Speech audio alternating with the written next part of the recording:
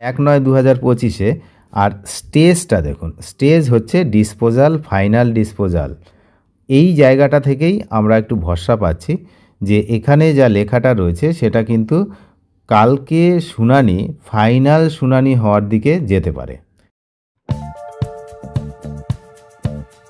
আগামীকাল অর্থাৎ 1 September 2025 supreme কোর্টের ডিএ মামলার শুনানি রয়েছে, আপনারা জানেন। তো সেই ডিএ মামলার শুনানি কত নম্বর লিস্টে আছে, অর্থাৎ সিরিয়াল নাম্বার কি, আমরা এই ভিডিওতে একটু জেনে নেব এবং শুনানির সম্ভাবনা ঠিক কতটা সেটাও আমরা জানব। দেখুন, ডায়েরি নাম্বার হচ্ছে 35292, যেটা ডিএর মেন মামলা।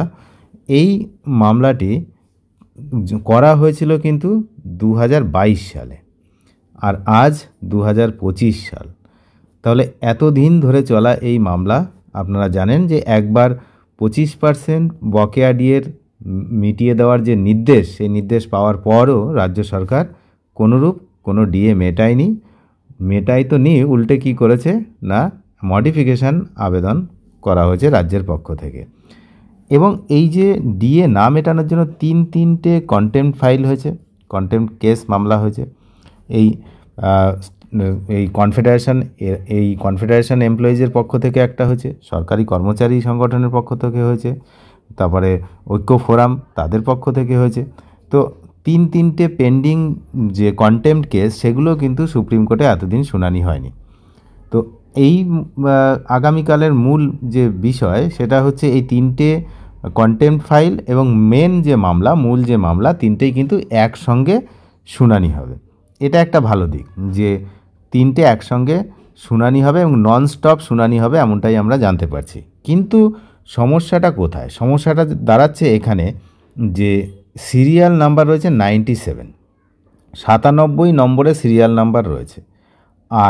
আর একটা বিষয়, সিরিয়াল নাম্বার যেমন 97, আর একটা বিষয় সেটা হচ্ছে এই যে ডেটের আগে এখনও কিন্তু tentatively case may be listed on, likely to be listed on, এই কথাগুলো লেখা আছে।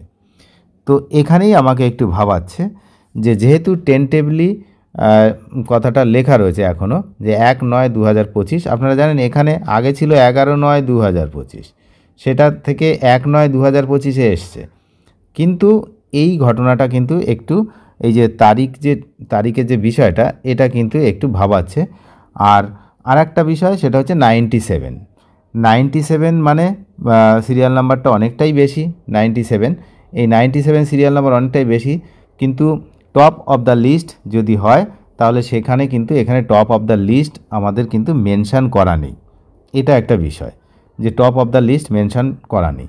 তো এই জন্য এই বিষয়টা আগামীকাল শুনানি তো হওয়ার কথা রয়েছে, এখন এখানে টেন্টেবলি বা মেবি এই কথাগুলো লেখা রয়েছে।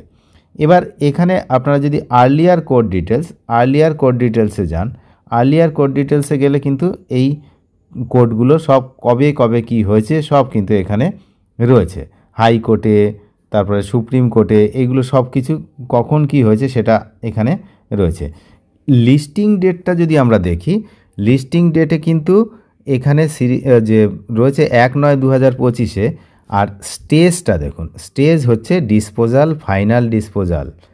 এই জায়গাটা থেকেই আমরা একটু ভরসা পাচ্ছি যে এখানে যা লেখাটা রয়েছে সেটা কিন্তু কালকে শুনানি, ফাইনাল শুনানি হওয়ার দিকে যেতে পারে।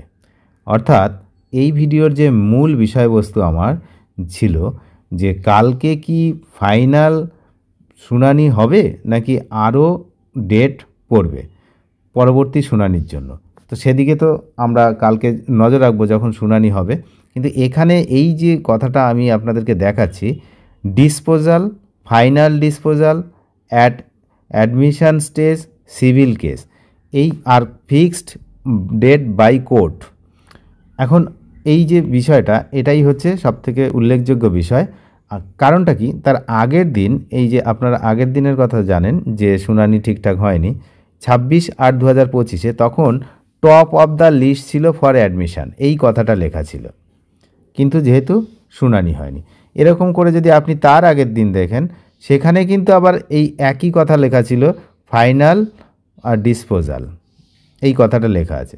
তো এই বিষয়টা কিন্তু একটু ভাবাচ্ছে যে পরবর্তী শুনানি ডেট আবার হবে কি না, নাকি কালকেই ফাইনাল ডিসপোজালের দিকে যাচ্ছে। কারণ বিগত শুনানিগুলোতে যে দুজন বিচারপতি ছিলেন, honourable justice Sanjay Karol and mister justice Prashant Kumar Mishra, এই দুজনের বেঞ্চেই কিন্তু আবার শুনানি হবে।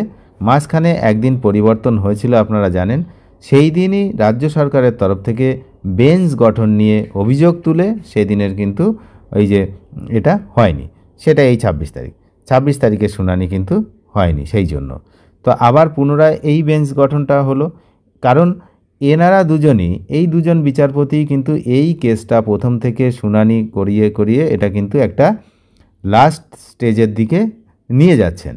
এই মুহূর্তে এই দুজন বিচারপতির বেঞ্চেই এই মামলার সমাধান হওয়াটা কিন্তু বাঞ্ছনীয়, কারণ এনারাই এই কেস শুনছেন। যাই হোক, কি হয় আগামী দিনে সেদিনে তো আমরা নজর রাখছি। আগামীকাল লাইভ শুনানি শুরু হলেই যদি হয় তাহলে শুনানির কিছুটা পার্ট কিন্তু আমার চ্যানেল থেকে দেখা যাবে। চ্যানেলে যারা নতুন তারা অবশ্যই চ্যানেলটিকে সাবস্ক্রাইব করে সঙ্গে থাকবেন। Thank you.